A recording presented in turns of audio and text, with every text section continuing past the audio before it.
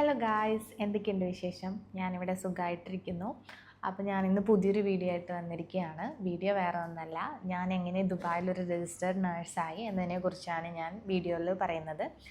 അപ്പോൾ വീഡിയോ എല്ലാവർക്കും ഇഷ്ടപ്പെട്ട ഒന്ന് സപ്പോർട്ട് ചെയ്യാം. അപ്പോൾ നമുക്ക് വീഡിയോയിലോട്ട് കിടക്കാം. ഞാനിപ്പോൾ കറൻ്റ്ലി ഒരു 1 ഇയർ ആയിട്ട് ദുബായിൽ വർക്ക് ചെയ്യുകയാണ്. അപ്പോൾ ഇപ്പോൾ ദുബായിൽ ജോബ് സെർച്ച് ചെയ്യുന്നവർക്ക് ഇതൊരു യൂസ്ഫുൾ ഇൻഫർമേഷൻ ആയിരിക്കുമെന്ന് വിചാരിച്ചിട്ടാണ് ഞാൻ ഈ വീഡിയോ ചെയ്യുന്നത്. അപ്പോൾ ഞാൻ 2024 കേട്ടോ എൻ്റെ നഴ്സിംഗ് ഡിഗ്രി കംപ്ലീറ്റ് ചെയ്തത്. പഠിച്ചുകൊണ്ടിരിക്കുമ്പോൾ തന്നെ എനിക്ക് ദുബായിലോട്ട് പോകണം എന്ന് തന്നെയായിരുന്നു. കാരണം എൻ്റെ ഹസ്ബൻഡ് അവിടെയാണ് വർക്ക് ചെയ്യുന്നത്. അപ്പം ഞാൻ നഴ്സിംഗ് ഡിഗ്രി കഴിഞ്ഞ് ഉടനെ തന്നെ വേറെ ഹോസ്പിറ്റലിലൊന്നും ജോബിന് കയറിയില്ല.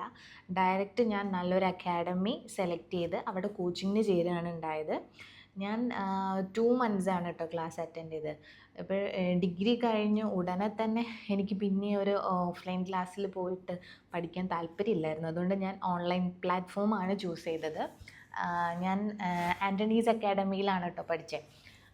അവിടെ 2 മാസം ഓൺലൈൻ കോഴ്സ് ചെയ്തു. ഞാൻ എൻ്റെ കോഴ്സ് കഴിഞ്ഞ ഉടനെ തന്നെ ദുബായിലേക്ക് പോന്നിരുന്നു. അതുകൊണ്ട് എനിക്ക് ഓഫ്ലൈൻ ക്ലാസ് ആയിട്ട് 10 ഡേയ്സ് ഒരു ക്രാഷ് കോഴ്സ് ഉണ്ടായിരുന്നു ആൻ്റണീസ് അക്കാഡമിയിൽ. അത് എനിക്ക് അറ്റൻഡ് ചെയ്യാൻ പറ്റിയിട്ടുണ്ടായിരുന്നില്ല. അതുകൂടെ അറ്റൻഡ് ചെയ്യുകയാണെന്നുണ്ടെങ്കിൽ കുറച്ചുകൂടി ബെറ്ററാണ്. പക്ഷേ കുഴപ്പമില്ല, നമുക്ക് ഓൺലൈൻ ക്ലാസ് വെച്ചിട്ട് തന്നെ എക്സാം എഴുതി ക്ലിയർ ചെയ്യാവുന്നതേ ഉള്ളൂ. എനിക്ക് ആൻ്റണീസ് അക്കാഡമി തന്നെയാണ് എക്സാമിനായിട്ടുള്ള പ്രോസസ്സിങ്ങൊക്കെ അവർ തന്നെയാണ് ചെയ്തു തന്നത്. ഞാൻ കോച്ചിങ് എടുത്തുകൊണ്ടിരിക്കുമ്പോൾ തന്നെ എക്സാമിന് വേണ്ടിയിട്ടുള്ള പ്രോസസ്സിങ്ങൊക്കെ സ്റ്റാർട്ട് ചെയ്തിരുന്നു. ഇതിൽ എക്സാമിൻ്റെ പ്രോസസ്സിങ് സ്റ്റെപ്പിൽ ഫസ്റ്റ് ഒന്നാണ് എലിജിബിലിറ്റി നമുക്ക് ക്രിയേറ്റ് ചെയ്യണം. എലിജിബിലിറ്റി ക്രിയേറ്റ് ചെയ്യാൻ കുറച്ച് ഡോക്യുമെൻറ്റ്സ് ഒക്കെ ആവശ്യമുണ്ട്. നമുക്ക് നമ്മുടെ SSLC സർട്ടിഫിക്കറ്റ് വേണം, അതുപോലെ നഴ്സിംഗ് ഡിഗ്രി സർട്ടിഫിക്കറ്റ് വേണം, നഴ്സിംഗ് മാർക്ക് ലിസ്റ്റ് വേണം, പാസ്പോർട്ട് വേണം, നമ്മുടെ ഫോട്ടോ വേണം, KNMC രജിസ്ട്രേഷൻ സർട്ടിഫിക്കറ്റ് വേണം. അങ്ങനെ കുറച്ച് ഡോക്യുമെൻറ്റ്സൊക്കെ ആവശ്യമുണ്ട്. എലിജിബിലിറ്റി ക്രിയേറ്റ് ചെയ്തതിന് ശേഷം നമുക്ക് എക്സാം ഡേറ്റ് ബുക്ക് ചെയ്യണം. നമ്മുടെ കേരളത്തിലാണെന്നുണ്ടെങ്കിൽ ട്രിവാൻഡ്രത്താണ് സെൻറ്റർ ഉള്ളത്. പക്ഷേ ഞാൻ ദുബായ് വെച്ചിട്ടായിരുന്നു എക്സാം എഴുതിയത്. നമുക്ക് ഇവിടെ വെച്ചിട്ടും എക്സാം എഴുതാം. ഇപ്പോൾ ഇവിടെ നിന്ന് ആരെങ്കിലും പ്രിപ്പയർ ചെയ്യുന്നുണ്ടെങ്കിൽ അതിന് വേണ്ടിയിട്ട് നാട്ടിലേക്ക് പോകേണ്ട ആവശ്യമില്ല. നമുക്ക് ഇവിടുന്ന് വേണമെങ്കിലും എക്സാം എഴുതാം, കുഴപ്പമൊന്നുമില്ല. നാട്ടിലെങ്ങനെയാണെന്ന് എനിക്കറിയില്ല. ഞാൻ ഇവിടെ നിന്ന് എഴുതിയത് കൊണ്ട് നാട്ടിലത്തെ കാര്യം എനിക്കറിയില്ല. ഇവിടെ നമ്മൾ ടെൻഷൻ ആവേണ്ട ആവശ്യമൊന്നുമില്ല. നമ്മൾ പോവുക, ഒരു 3 അവർ കൊണ്ട് എക്സാം എഴുതുക, പിറ്റേ ദിവസം തന്നെ നമുക്ക് റിസൾട്ട് അറിയാനും പറ്റും. അങ്ങനെ എലിജിബിലിറ്റി നമ്പർ ക്രിയേറ്റ് ചെയ്തതിന് ശേഷം എക്സാം ഡേറ്റ് ബുക്ക് ചെയ്യണം. എക്സാം ഡേറ്റ് ബുക്ക് ചെയ്തതിന് ശേഷം നമുക്ക് ഡാറ്റ ഫ്ലോ സ്റ്റാർട്ട് ചെയ്യാം. അല്ലെങ്കിൽ പിന്നെ റിസൾട്ട് അറിഞ്ഞതിന് ശേഷം വേണമെങ്കിലും ഡാറ്റ ഫ്ലോ സ്റ്റാർട്ട് ചെയ്യാം. ഞാൻ റിസൾട്ട് അറിയുന്നതിന് മുന്നേ ഡാറ്റ ഫ്ലോ സ്റ്റാർട്ട് ചെയ്തിരുന്നു. ഡാറ്റ ഫ്ലോയ്ക്കും കുറച്ച് ഡോക്യുമെൻറ്റ്സ് ഒക്കെ വേണം. അത് നമ്മൾ ഓൾറെഡി കൊടുത്തിട്ടുണ്ട്. അത് വെച്ചിട്ട് അവർ ചെയ്യും. അത് കഴിഞ്ഞ് എക്സാം റിസൾട്ടൊക്കെ വന്നതിന് ശേഷം നമുക്ക് പിന്നെ എന്താണ് ആവശ്യം എന്ന് വെച്ചാൽ ഒരു എലിജിബിലിറ്റി ലെറ്റർ വേണം. എലിജിബിലിറ്റി ലെറ്ററിന് നമ്മൾ അപ്ലൈ ചെയ്യണം. അതിൻ്റെ സമയത്ത് നമുക്ക് BLSൻ്റെ സർട്ടിഫിക്കറ്റും കൂടെ വേണം. BLSൻ്റെ സർട്ടിഫിക്കറ്റ് നമ്മൾ ഒരു ഡേയിലെ ക്ലാസ്സേ ഉള്ളൂ കേട്ടോ. അത് നാട്ടിൽ വെച്ചിട്ടാണ് ഞാൻ എടുത്തത്. ജസ്റ്റ് ഒരു 1 ഡേ കോഴ്സ് പോലെ അറ്റൻഡ് ചെയ്തു. നമുക്ക് BLSൻ്റെ സർട്ടിഫിക്കറ്റ് കിട്ടും. അതും കൂടെ വേണം എലിജിബിലിറ്റി ലെറ്റർ കിട്ടാൻ വേണ്ടിയിട്ട്. എന്നിട്ട് പിന്നെ നമ്മൾ ജോബിന് കയറുമ്പോൾ ഈ എലിജിബിലിറ്റി ലെറ്റർ കൊടുക്കുമ്പോഴാണ് നമുക്ക് DHA ലൈസൻസ് നമ്മൾ കയറുന്ന ക്ലിനിക്കോ ഹോസ്പിറ്റലോ നമുക്ക് ആക്ടിവേറ്റ് ആക്കി തരുന്നത്. അപ്പോൾ ഇത്രയൊക്കെ സ്റ്റേജസ് ആണ് ഉള്ളത്.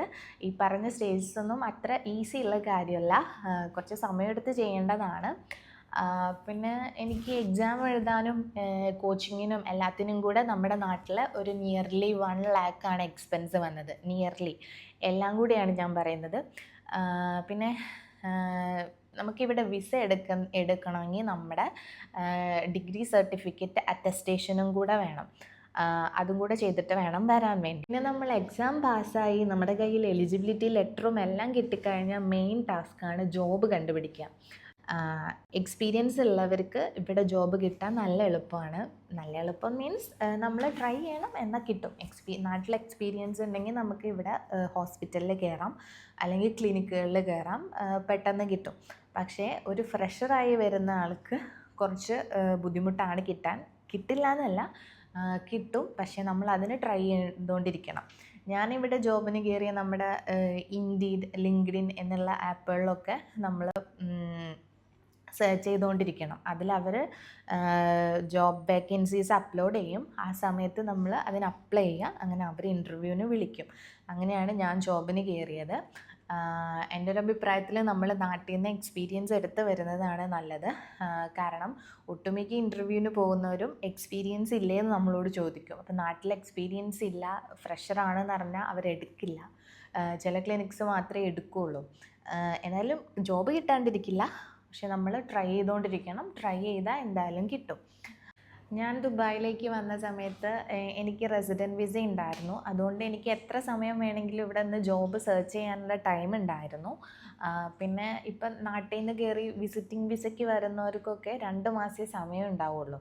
അപ്പോൾ അതിൻ്റെ ഇടയിൽ നമ്മൾ ജോബ് കണ്ടുപിടിച്ച് സെറ്റ് ആവണം. അപ്പോൾ ജോബ് കിട്ടിയില്ല എന്ന് വിചാരിച്ച് ആരും ടെൻഷൻ അടിക്കേണ്ട.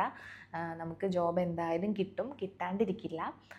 അപ്പം നമുക്ക് നാട്ടിൽ എക്സ്പീരിയൻസ് ഉണ്ടെങ്കിലും ഇവിടെ ഇൻ്റർവ്യൂവിന് ചെല്ലുമ്പോൾ അവർ ചോദിക്കും UAE എക്സ്പീരിയൻസ് ഉണ്ടോ എന്ന് ചോദിക്കും. നാട്ടിൽ എക്സ്പീരിയൻസ് ഉണ്ടെന്ന് പറഞ്ഞാൽ വിസിറ്റിംഗ് വിസയ്ക്ക് വരുന്നവർ ടെൻഷൻ ആവാണ്ടിരിക്കുക. നമുക്ക് എന്തായാലും ജോബ് കിട്ടും, കിട്ടാണ്ടിരിക്കില്ല. ഇത്രയൊക്കെ കടമ്പകൾ കടന്നിട്ടാണ് ഞാൻ ദുബായിലൊരു നേഴ്സായത്. ഞാൻ എൻ്റെ എക്സ്പീരിയൻസ് മാത്രമാണ് ഇവിടെ ഷെയർ ചെയ്തത്. ആർക്കെങ്കിലും ഇത് യൂസ്ഫുൾ ആയിക്കോട്ടെ എന്ന് വിചാരിച്ചിട്ടാണ്. ഞാൻ ഒരു 1 ഇയർ മുന്നേ ഉള്ള എക്സ്പെൻസാണ് കേട്ടോ പറഞ്ഞത്. ഇപ്പം എങ്ങനെയാണെന്ന് എനിക്ക് അറിയത്തില്ല കറക്റ്റായിട്ട്. അപ്പോൾ വീഡിയോ ഇഷ്ടപ്പെട്ടെങ്കിൽ എല്ലാവരും ഒന്ന് സപ്പോർട്ട് ചെയ്യുക. ഇനിയും ഞാൻ നഴ്സിംഗ് റിലേറ്റഡ് വീഡിയോസായിട്ട് വരുന്നതായിരിക്കും. അപ്പോൾ അതുവരേക്കും ബൈ.